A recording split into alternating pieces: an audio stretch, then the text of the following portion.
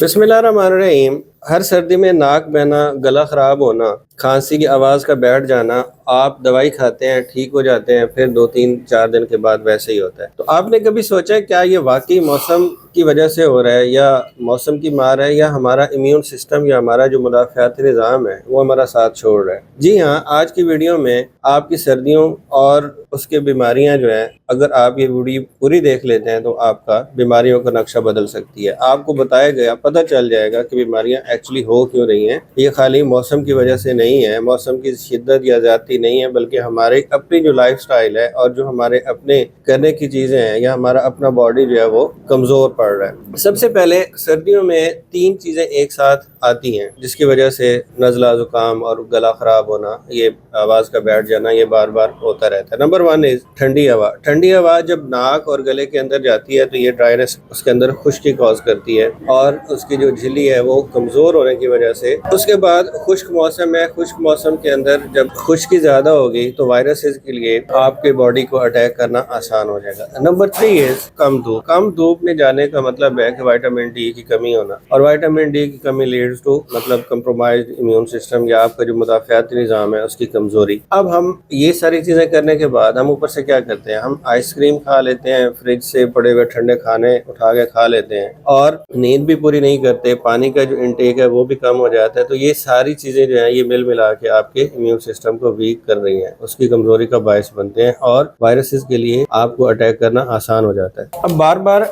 गला ख़राब होने की जो अलामत है, अगर आपको सुबह उठते ही गला ख़राब है, बार बार खांसी हो रही है, गले में दर्द है, आवाज़ बैठ रही है और सांस लेने में दुश्वारी हो रही है या सांस भारी हो रही है, तो आपका इम्यून सिस्टम थक चुका हुआ है। गला ख़राब होने का मतलब है कि आपका इम्यून सिस्टम थक चुका है, और ये सिर्फ एक बीमारी है, एक नज़ला नहीं है, बल्कि ये एक वार्निंग है। आपका बॉडी आपको वार्न कर रहा है। अब इसके हल की तरफ आते हैं कि इसका हल क्या होगा। अब इसका हल तो सबसे पहले ठंडा पानी, उसको पीना तर्क कर दें, नीम गर्म पानी का इस्तेमाल करें, खाने फ्रेश खाएं, और जो बाहर के मुरगन खाने हैं या ज़्यादा ऑयली चीज़ें हैं, फ्राइड चीज़ें हैं, वो कम इस्तेमाल करें। चाय का इस्तेमाल हम अमूमन इसमें ज़्यादा कर देते हैं, उसका इस्तेमाल कम करें, उसकी जगह आप नीम गर्म पानी का इस्तेमाल ज़्यादा करें, गरारे करें। और आप अगर कमरे में हैं, वहाँ पे आप हीटर इस्तेमाल ज़्यादा कर रहे हैं तो वहाँ पे नमी का इंतज़ाम भी करें। वहाँ पे आप ह्यूमिडिफायर लगा सकते हैं, ह्यूमिडिफायर नहीं लगा सकते तो वहाँ पे आप जो स्टीमर होता है उसको आप थोड़ी देर चलाएं, स्टीम का आप लें, भाप लें। इसके अलावा आप गर्म कपड़े पहने, और सर्दी में अगर बाहर जा रहे हैं तो आप मास्क ज़रूर इस्तेमाल करें। हमारे यहाँ पे वैसे भी स्मोक की वजह से